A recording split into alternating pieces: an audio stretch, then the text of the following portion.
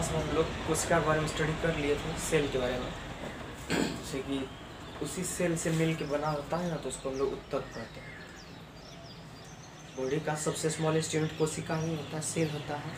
उसका जब ग्रुप बनता है, मिलता है, तो उसी को हम लोग उत्तक कहते हैं।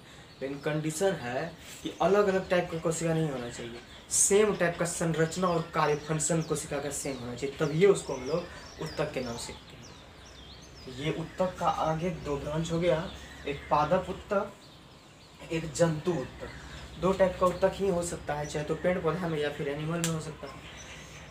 पादप उत्तक का अगेन ब्रांच होता है, दो ब्रांच। जंतु उत्तक के बारे में अगला क्लास में हम लोग स्टडी करेंगे, अभी जंतु स्टॉप किए हुए।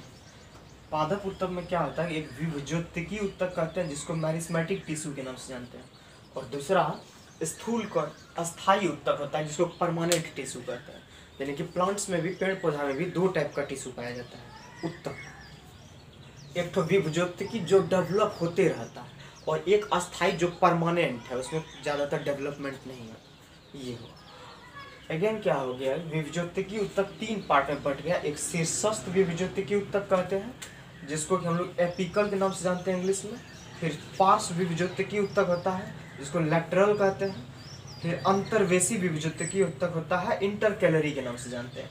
यानी कि विभज्योतिकी उत्तक पेड़ पौधा में जो हुआ वो तीन टाइप से, तीन प्रकार का होता है। शीर्षस्थ, शीर्षस्थ मतलब क्या हो गया, जैसे ये प्लांट्स है, सबसे टॉप वाला पार्ट जो होता है उसका, उसको शीर्षस्थ कहते हैं, शीर्ष वाला भाग। इसमें प्राथमिक वृद्धि होता है, यानी कि क्वेश्चन आएगा कि प्राथमिक वृद्धि किसमें होता है, तो शीर्षक विभज्योतिकी उत्तक में होता है। इसी कारण प्लांट्स और लंबाई उसका वृद्धि करते जाता है। पार्श्व वृद्धि के इसमें जो होता है दूसरा, इसके द्वितीयक वृद्धि इसको कहते हैं, या फिर मोटाई में वृद्धि। तो पेड़ पौधे के मोटाई में वृद्धि किस उत्तक के कारण होता है, तो पार्श्व उत्तक के कारण मोटाई में वृद्धि होता है। अंतर्वेशी उत्तक इंटरकैलरी, तो पेड़ पौधा की लंबाई में वृद्धि किसके कारण होता है, ये लंबाई के लिए है, लंबाई के लिए। तो लंबाई में वृद्धि अंतर्वेशी उत्तक इंटरकैलरी टिश्यू के नाम से जानते हैं उसको। विभज्योतिकी उत्तक तीन ब्रांच, शीर्षस्थ, पार्श्व और अंतर्वेशी। शीर्षस्थ प्राथमिक होता है क्योंकि पहले उस सबसे टॉप वाला पार्ट है, फिर पार्श्व द्वितीयक वृद्धि होता है, अंतर्वेशी लंबाई में होता है। इसके बाद अस्थायी उत्तक है, यानी कि परमानेंट टिश्यू। परमानेंट टिश्यू क्या हो जाता है कि ये एक सरल, एक जटिल होता है। सरल, सिंपल, जटिल, यानी कि कॉम्प्लेक्स हो गया। सिंपल में फिर तीन टाइप का, मृदु उत्तक, स्थूल कोण उत्तक और दृढ़ उत्तक। ये जनरल क्वेश्चन जो एग्जाम में आता है तो वो इंग्लिश में ही आता है। यानी कि मृदु उत्तक को हम लोग पैरेन्काइमा के नाम से जानते हैं, स्थूल कोण को कोलेनकाइमा कहते हैं, जबकि दृढ़ उत्तक को एस्केलेरेनकाइमा कहते हैं। तो मेन हम लोग को ये पता रहना चाहिए, पैरेन्काइमा, कोलेनकाइमा और एस्केलेरेनकाइमा ये। अब जटिल उत्तक जो होता है, ये जटिल उत्तक का दूसरा नाम संवहन बंडल के नाम से जानते हैं। संवहन बंडल में एक जाइलम होता है, एक फ्लोएम होता है। जाइलम का इंग्लिश स्पेलिंग XYLEM, जाइलम, जबकि यहाँ पर फ्लोएम। तो जटिल उत्तक दो ब्रांच में बटा है। कॉम्प्लेक्स टिश्यू जो है दो ब्रांच में बटता है, एक जाइलम और फ्लोएम। क्वेश्चन बहुत बार रिपीटेड क्वेश्चन है कि जटिल उत्तक निम्नलिखित में से कौन सा है, तो जाइलम और फ्लोएम में से कोई एक रहेगा, अदरवाइज कुछ दे देगा। तो यहाँ जाइलम और फ्लोएम कॉम्प्लेक्स टिश्यू होता है ये। अब आगे हम लोग देखते हैं, यहाँ पर अब उसका एक्सप्लेनेशन देखते हैं कि मृदु उत्तक। मृदु उत्तक यानी कि पैरेन्काइमा जो होता है वो क्या होता है। ये इसका शेप अंडाकार शेप होता है, ये अंडाकार कोशिका, अंडा ओवल शेप का होता है। इसका, इसमें जो क्लोरोफिल रहता है उसका नाम क्लोरोकाइमा के नाम से जानते हैं। उसमें क्लोरोफिल, हम लोग पता है कि क्लोरोफिल, पत्ता में क्लोरोफिल पाया जाता है, तो इसमें जो क्लोरोफिल पाया जाएगा मृदु उत्तक में, उसको क्लोरोकाइमा के नाम से जानते हैं। जो प्लांट्स वाटर में तैरते रहता है उसको हम लोग एरेनकाइमा के नाम से जानते हैं। एरन, एरन यानी कि वाटर में तैरते रहता है, उसमें एयर फुल फिल होगा, भरा होगा।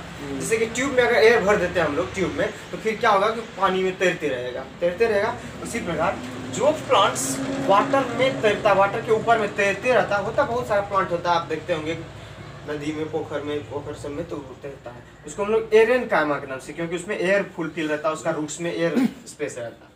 जो प्लांट्स लैंड यानी कि स्थल पर रहता है उसको टेरेस्ट्रियल प्लांट के नाम से जानते हैं। ये सभी क्वेश्चन, स्थल पर रहने वाला प्लांट टेरेस्ट्रियल प्लांट, फिर प्लांट जो वाटर में रहता है उसको एरेनकाइमा के नाम से जानते हैं यहाँ पर। ठीक, अगला स्थूल कण उत्तक। स्थूल कण उत्तक कॉलेनकाइमा, इससे क्वेश्चन बार बार यही आता है कि ये प्लांट्स को फ्लेक्सिबल बनाता है। प्लांट्स मुड़िएगा तो मुड़ जाएगा ना, वो टूटता नहीं कंप्लीट, तो फ्लेक्सिबल लचीलापन। तो प्लांट्स में लचीलापन किसके कारण आता है? तो कॉलेनकाइमा के कारण। और प्लांट जो हार्ड होता है, यानी कि नीचे वाला पार्ट उसका जो स्टेम होता है, तना पूरा हार्ड होता है, तो वो किसके कारण होता है? दृढ़ उत्तक यानी कि स्क्लेरेनकाइमा के कारण होता है। फिर से कॉलेनकाइमा, पहले पता चला पैरेनकाइमा, फिर कॉलेनकाइमा और स्क्लेरेनकाइमा। कॉलेनकाइमा स्क्लेरेनकाइमा एक ही काम, इसमें ये फ्लेक्सिबल रहता है, लचीलापन, जबकि स्क्लेरेनकाइमा के कारण दृढ़ होता है, हार्ड होता है वो, यानी कि स्टेम उसका हार्ड होता है। बस कहानी खत्म। अगला देखिए जाइलम और फ्लोएम। तो जाइलम फ्लोएम के बारे में तुरंत पढ़े कि संवहन बंडल का 2 ब्रांच होता है, यानी कि जटिल उत्तक का 2 ब्रांच होता है, जाइलम और फ्लोएम।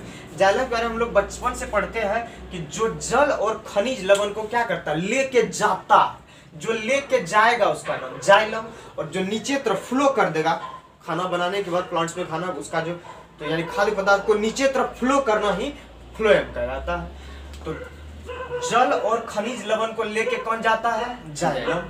जबकि नीचे तरफ खाद्य पदार्थ को फ्लो करता है तो फ्लोएम। जाइलम जो होता है ये मृत कोशिका का बना रहता है, मतलब जाइलम जो होता है वो डेड सेल रहता है, उसका सेल जीवित नहीं रहता। और एक क्वेश्चन कि पौधे की वायु यानी कि एज जो है, आयु का गणना जाइलम उत्तक के वार्षिक वलय से क्या जाता है?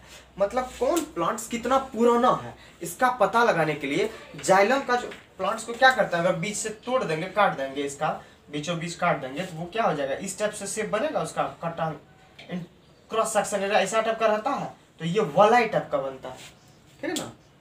तो वो वलय यानी कि किसी भी पेड़ पौधे की आयु का जो स्टडी करते हैं, गणना करते हैं, वो वार्षिक वलय, जाइलम उत्तक के वार्षिक वलय से ही किया जाता है। कितना पुराना कौन पेड़ है, कौन 10 साल पुराना, कौन 15 साल पुराना, तो इसी के वलय से हम लोग को पता चलता है।